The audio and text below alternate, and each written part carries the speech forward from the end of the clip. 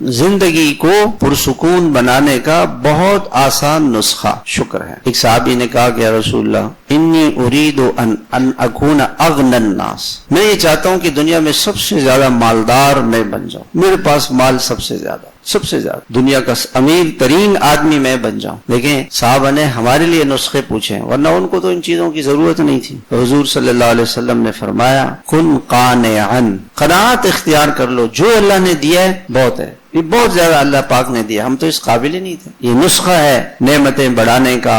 دنیا کے اندر سب پرسکون ترین انسان وہ ہے جو اللہ تعالیٰ کی نعمتوں کو ہر وقت دیکھ۔ ایک اللہ والے تھے ہمارے استاد حضرت مولانا تقی عثمانی صاحب دامت برکاتہم نے فرمایا کہ وہ شام کو بستر پر آتے کہتے الحمدللہ الحمدللہ اللہم لک الحمد ولک الشکر اللہم لک الحمد ولک الشکر۔ تو کسی نے پوچھا کہ یہ آپ کیا کرتے ہیں؟ فرمانے لگے کہ جو دن بھر میں اللہ تعالیٰ نے نعمتیں دی ہوتی ہیں اس پر شکر ادا کرتے، الحمدللہ اللہ نے سلا دیا، الحمدللہ اللہ نے جگا دیا۔ آج تو لوگ کومے میں پڑے ہیں، الحمدللہ نیند آ گئی۔ ایسے لوگ ہیں مہینوں ان کو نیند نہیں آتی، مہینوں نیند نہیں آتی، سکون نہیں ہے، ٹینشن ہے، پریشانیاں ہیں۔ دنیا میں سب سے زیادہ دوائیاں ٹینشن کی استعمال کرتے ہیں لوگ، سکون نہیں، نیند نہیں۔ اللہ کا شکر ہے نیند آ گئی، اللہ کا احسان ہے۔ فجر کی نماز اللہ نے پڑھا دی الحمدللہ، شراق تک ذکر کیا الحمدللہ، تعلیم میں بیٹھے، مشورے میں بیٹھے، درس میں بیٹھے، تلاوت کی الحمدللہ، اشراق پڑھی الحمدللہ، چاش پڑھی الحمدللہ،